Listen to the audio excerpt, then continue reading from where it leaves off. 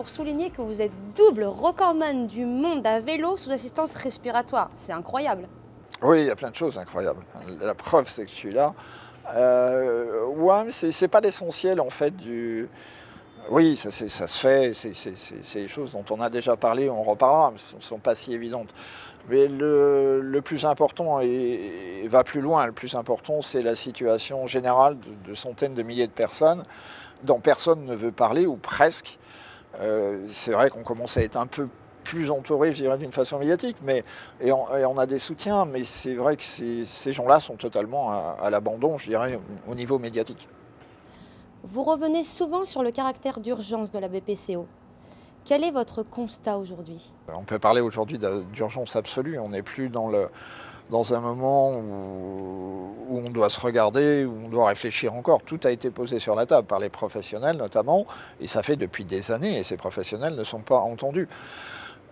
Comment on pourrait dire qu'il n'y a pas d'urgence quand on sait qu'on a des centaines de milliers de personnes qui sont en grande difficulté? Il y a quand même plus de 120 ou 130 000 personnes qui sont sous oxygène, on a 700 000 qui sont diagnostiquées à un stade sévère, et tout ça parce qu'on a attendu de les diagnostiquer, parce qu'il fallait qu'ils passent par les urgences, parce qu'on n'a pas, aujourd'hui encore à cette heure, il n'y a toujours pas de prévention pour une des pathologies qui fait plus de morts que la route, l'alcool, le VIH et d'autres pathologies réunies. Si là, il n'y a pas d'urgence, alors il n'y a plus d'urgence. Pourquoi le grand public n'est pas informé? Moi, je pense qu'il y a une volonté de ne pas forcément l'informer, quoi. Si on ne veut pas en parler, c'est qu'il y a certainement une volonté derrière. C'est pas que le public n'est pas intéressé. Et pour preuve, chaque fois qu'on monte des opérations, chaque fois qu'on présente des événements ou des choses très particulières au sujet de cette maladie, il y a toujours du monde pour l'écouter.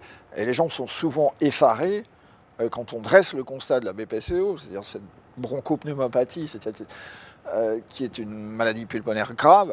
Quand on dresse le constat en public, les gens sont effarés effectivement que, ma foi, les autorités n'en parlent pas, personne ne veut vraiment approcher le problème et ne comprennent pas du tout, de toute façon, pourquoi on ne met pas ça sur la place publique. Je pense qu'il y a un problème inhérent à la base, c'est que la première génération de personnes qui a été diagnostiquées, c'est-à-dire les gens au-delà de 60-65 ans, dont certains maintenant sont en fin de vie, toute cette population arrive à un certain âge où, en plus de la maladie, elle a l'âge, elle a le poids de son âge, et elle est quasiment dans l'incapacité de s'exprimer. C'est ce que je disais un peu auparavant.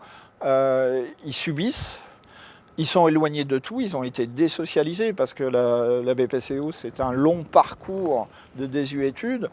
Et aujourd'hui, ils sont effectivement isolés, leur réseau professionnel n'existe pas, leurs réseaux sociaux sont plus là, les familles ne sont pas toujours non plus là.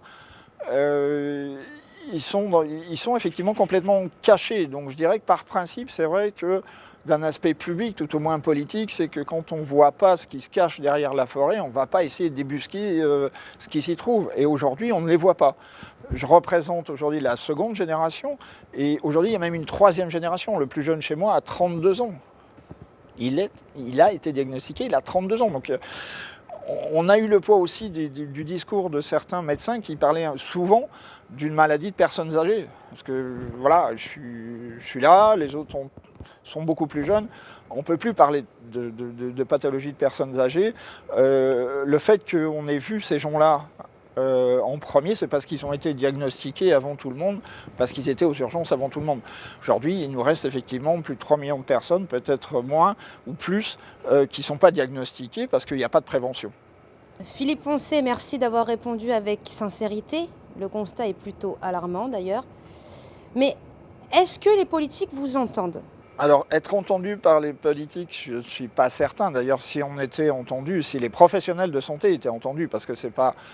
Nous, on est là depuis 3 ans, mais les professionnels et certains, des grands professionnels de santé, notamment les médecins et professeurs, tirent la sonnette d'alarme depuis 10-15 ans. Est-ce que les politiques les ont entendus ? Si c'est oui, si ma réponse était oui, ça serait vraiment un oui très timide. Pour le reste, je dirais que c'est non. Globalement, c'est non. La preuve, c'est qu'aujourd'hui, quand on dit qu'il n'y a pas de prévention, effectivement, il n'y a pas d'ambition politique pour traiter cette pathologie pour des raisons diverses. Il n'y a pas d'ambition, il n'y a pas de stratégie, il n'y a pas de stratégie, il n'y a pas de résultat. Marisol Touraine a lancé depuis 3 semaines le mois sans tabac. C'est déjà un premier engagement, non ? Le premier engagement, oui, peut-être vraiment le premier, mais en fait, on n'est pas vraiment dans la bonne discussion. Et on a plus l'impression aujourd'hui qu'il s'agit d'une grande opération pour se donner bonne conscience qu'autre chose. On a besoin aujourd'hui, en urgence, d'une vraie stratégie. On n'est plus au moment où on doit faire des tests, où on doit se poser des questions. Les autorités connaissent la situation, le ministère de la Santé connaît la situation, les professionnels se battent depuis des années, on ne les entend pas. On n'entend pas les patients, on n'entend pas les patients qui sont dans leur coin, qui crèvent dans leur coin, qui sont en manque d'oxygène, qui ne peuvent plus respirer, qui ne peuvent plus se battre. J'ai au moins cette possibilité de le faire pour eux. Le mois sans tabac, c'est sympa. C'est sympa, on va peut-être avoir quelques centaines de personnes qui vont se dire par hasard, oui, ben tiens, j'en profite, j'arrête de fumer. Et tant mieux, et mieux 100 que zéro. Mais d'un autre côté, quand on voit les investissements, quand on voit l'investissement d'une telle campagne, je dis qu'on mettrait la moitié des moyens investis dans celle-ci, on sauverait des dizaines de milliers de personnes. Donc voilà le rapport. Est-ce qu'on va continuer à se donner bonne conscience ou est-ce qu'on va traiter le problème dans sa globalité avec une vraie stratégie, avec des vrais moyens, en utilisant tout ce que l'on sait, toute la volonté des uns et des autres qui sont, même dans les hôpitaux, les gens se posent des questions et se disent mais on n'est pas épaulé, on n'est pas suivi, on n'a pas ce qu'il faut aujourd'hui, on n'a pas de prévention. Est-ce que tout ça ne pourrait pas être mis en place après tout, dans la 5e nation mondiale, on n'a pas les moyens de faire cette prévention. Vous savez qu'aujourd'hui, on serait dans un cadre de prévention normal, on aurait des coûts qui sont minimes, très, très, très, très, très inférieurs à ce que va coûter à la fois humainement et financièrement le fléau BPCO dans les 5-10 ans qui viennent. Je rappelle tout de même que le problème de la cigarette, si c'est le tabac, puisque une partie, effectivement, de la BPCO, c'est le tabac, c'est facilement les 2/3, mais qu'aujourd'hui, on a un autre souci. On a à côté un tiers de personnes qui arrivent en BPCO parce qu'ils sont touchés par la pollution. Et ce n'est pas que la pollution professionnelle, on est déjà dans la pollution environnementale. Et on ira vers cette pollution de plus en plus. Donc là, on n'a pas de réponse. Et puis, il y a d'autres choses autour de la BPCO. Les prospectives à 2025-2030 démontrent toutes que la première raison de cette maladie, les premières conséquences sont la sédentarité. La sédentarité. La sédentarité, parce qu'on ne bouge pas, parce qu'on a une mauvaise alimentation, parce qu'on a une hygiène de vie qui est de moins en moins bonne, de moins en moins active. Et à partir de là, la réponse stratégique, je dirais, au niveau de l'État, elle doit être massive, très large, et elle comprend un certain nombre de facteurs. Et pas simplement le fait du tabac, qui d'ailleurs fait culpabiliser. Il n'y a pas d'autres pathologies qu'on connaisse qui fassent autant culpabiliser les gens. Je prends par exemple, lorsqu'on parle d'alcool, on ne fait pas culpabiliser les gens parce qu'ils ont bu, ou on pourrait en prendre des dizaines comme ça. Mais si on touche au tabac, on a affaire à une population qui est déjà en grand danger, et en plus on la culpabilise parce qu'on ne veut pas en parler. Je me sens pas du tout coupable de quoi que ce soit. D'ailleurs, j'étais malade avant de fumer. J'ai été touché par la pollution avant de fumer. Et ensuite, j'aurais pas dû fumer.